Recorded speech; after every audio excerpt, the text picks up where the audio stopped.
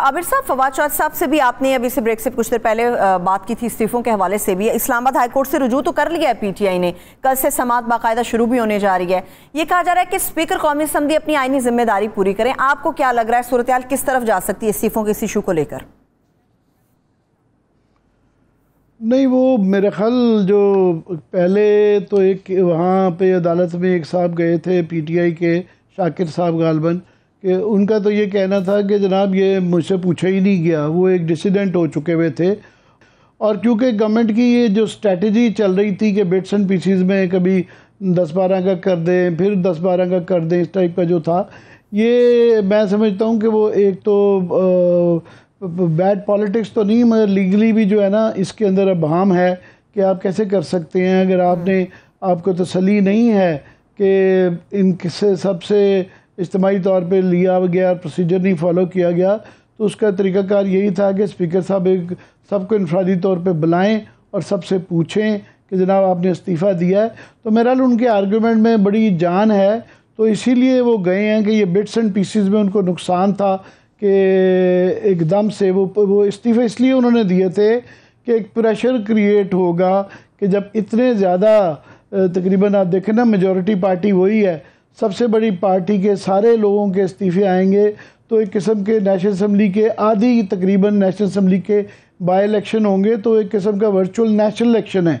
तो ये जो बिट्स एंड पीसीज में किस्तों में करवाने से वो इम्पैक्ट नहीं क्रिएट होता, तो इसीलिए वो अदालत में गए हैं कि ये ताकि इसका अगर सारे इस्तीफ़े एक्सेप्ट होते हैं और ये आधी नेशनल असम्बली का जब होगा, और इसमें कोई पता नहीं उस सूरत में वो बाकी अपनी असम्बलियाँ भी सूबे की तोड़ दें, तो वो फिर एक किस्म का पूरे आधे पाकिस्तान में इलेक्शन होगा, तो उससे एक ओवरऑल क्वेश्चन आएगा, क्योंकि पाकिस्तान की तारीख में नेशनल और कौमी जो हैं वो हमेशा इकट्ठे हुए हैं।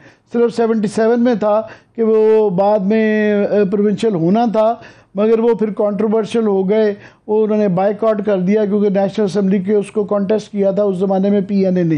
तो इसलिए उसके बाद से हमेशा ये ट्रेडिशन रही, हालांकि लीगली ये इसकी इजाज़त है कि आप अलग-अलग करा सकते हैं, मगर प्रोविंशियल और नेशनल हमेशा होते रहे हैं। तो मेरा पीछे इसकी आर्गूमेंट यही था।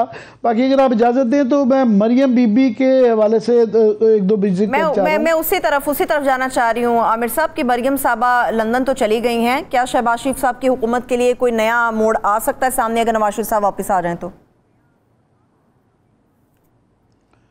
ये तो खैर मरियम जानती होंगी या उनके अब्बा जानते होंगे कि दिनों के हालात क्या है, मगर समझ आती है उनके जाने की। एक तो पहले वो जा नहीं सकती थी इतने से, तो वो इसीलिए वो गई हैं। उससे पहले वो अपने समधी के घर में कतर में भी रुकेंगी, तो उस वक्त भी वो शादी के बेटे की मौके पे नहीं जा सकी। फिर जो है लंदन में ज़ाहिर एक तो जाती अपने वालिद साहब भी मिलना चाहिए, मगर सियासी वजूहत बहुत ज़्यादा समझ आती हैं। एक तो ये सारे फैसले अभी ये लीक्स के बाद जो है ना टेलीफोनों पे एतबार नहीं रह गया, तो काफ़ी सारे फैसले करने हैं। एक तो उन्होंने अब ये आर्मी चीफ़ के मतलब मेरा ख्याल ये फैसले होने हैं, और ये लार्जली नवाज शरीफ साहब ने ही करने हैं कि किसको लाना अब इसमें, क्योंकि अभाम नहीं रह गया कि नए आर्मी चीफ लगेंगे। तो ये एक बहुत इंपॉर्टेंट फैसला है जो कि उन्होंने देखना उनको क्या सूट करता है। फिर जो है इकॉनमी का, डॉक्टर साहब आ तो गए हैं, मगर यहाँ पे जिस तरह उन्होंने पहला वो किया, IMF को ये कहना पड़ गया है कि जनाब हमें जो इंश्योरेंसेस मुफ्ता साहब ने दी हुई हैं उसके मुताबिक ही चलना पड़ेगा। तो इनके पास गुंजाइश टू मनूवर जो है वो बड़ी कम है कि अगर ये कोई ऐसा कंसेशन देते हैं जिससे कि सब्सिडीज़ इनको टानी पड़ती हैं, ये सब्सिडी लगानी पड़ती है, तो IMF की डील जो है वो ख़तरे में पड़ सकती है।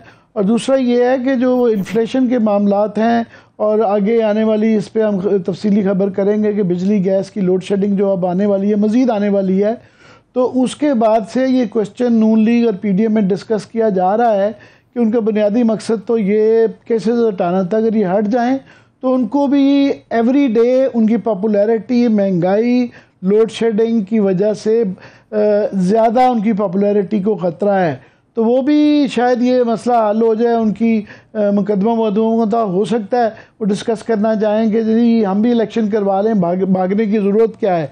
और तीसरा ये है कि नैब की तरामीम जो हैं उस पर डिपेंडेंट है इमरान जो मियाँ नवाज शरीफ का वापस आना, कि इस केस में अगर वो फैसला ये तरामीम जो है बरकरार नहीं रहती तो फिर वो मेरा नहीं ख्याल है आ सकती हैं, क्योंकि उसके बाद फिर उनको जेल जाना पड़ेगा और पंजाब जेल में जाना पड़ेगा, और वो हॉस्पिटल में ज़्यादा अगर शिफ्ट हो भी जाए, उनकी तबीयत अगर बताया जाए कि नासाज है, तो भी वो जो वो सहूलियात नहीं मिलेंगी जो कि अपनी गवर्नमेंट में मिल सकती थी। तो वो फिर लंबा प्रोसीजर है कि उनको पहले एब्सकॉन्डर अपना होने का वो करना पड़ेगा, इंक्वायरियाँ चलेंगी, फिर कोर्ट हाई कोर्ट के केसेस हैं, वो साल है उनकी कैद भी, क्योंकि कई साल तक है। चलिए इसमें तो बात होती रहेगी। आमिर साहब मेरे पास आखिरी 1 से 1.5 मिनट है, इस पे इंशाल्लाह फिर बात करेंगे। आखिरी 1 से 1.5 मिनट है। सैलाब के ऊपर मैं आपसे सवाल करना चाह रही हूँ। कल मैं शहरी रहमान साहिबा को सुन रही थी, वो बता रही थी कि हमारी जो मुतासरा आबादी है फ्लड से, वो पोर्चुगल और स्विट्जरलैंड से कहीं ज़्यादा है, तो उसके बावजूद आपको मरकजी या सूबाई हुकूमतों में इस मामले पर कितनी संजीदगी नज़र आ रही है? जी, मैं ये ज़रूर कहूँगा कि शहरी रहमान साहबा खुद जो हैं वो अच्छा काम कर रही हैं। वो बाहर जाके ये जो हमें मज़ीद एड में इजाफ़ा हुआ है, यूनाइटेड नेशंस के अंदर भी जो है उन्होंने भी मेरा 160 बिलियन से जो है वो 800-900 मिलियन डॉलर कर दिया है, और भी मज़ीद 1-2 जगह से थोड़ी सी एड बढ़ी है, तो उसमें उनका रोल है। मगर ये फुर्तियाँ नेशनल गवर्नमेंट में और उनकी सूबाई गवर्नमेंट में बिल्कुल ही नहीं नज़र आती। ये ख़ास तौर पे ये फ्लड जो है, ये हमारी नस्ल का, मैं कहता रहता हूँ, सबसे बड़ा सारियाँ है, और इन्होंने कोई कंट्रोल रूम नहीं बनाया, कोई सेंट्रलाइज्ड वो नहीं रखा, और सूबा सिंध में तो बिल्कुल अफरा तफरी है, वहाँ बिल्कुल भी किसी किस्म की गवर्नमेंट एग्जिस्ट नहीं करती। वो जो साल से ये घोस्ट एम्प्लॉइज़ इन्होंने बनाए हुए थे वो सारे गायब हैं। डिस्ट्रिक्ट्स में उससे भी ज़्यादा बुरा हाल है कि बिल्कुल नहीं है, करप्शन है, लोग ऊपर से इनके अपने लोग पाए जाते हैं, वो गोदामों में होर्डिंग हो रही है, वो छापे पड़ रहे हैं, तो बिल्कुल भी गवर्नमेंट में वो नहीं है। और ये याद रहे कि ये मैन मेड काफ़ी हद तक ये सैलाब है। हम खुद कहते रहे हैं, मैं कहता रहा हूँ कि जनाब ये जो सैलाब की थोड़ी सी तबाही कम हो सकती थी कि अगर ये बलूचिस्तान का जो बारिशों का फ्लड था उसको मंचर झील के ज़रिए पहले निकाल देते तो उससे मिक्सअप नहीं होना था। बहुत सारी स्ट्रैटेजीज थी जो अपनाई जा सकती थी, अनफॉर्चुनेटली नहीं हुआ।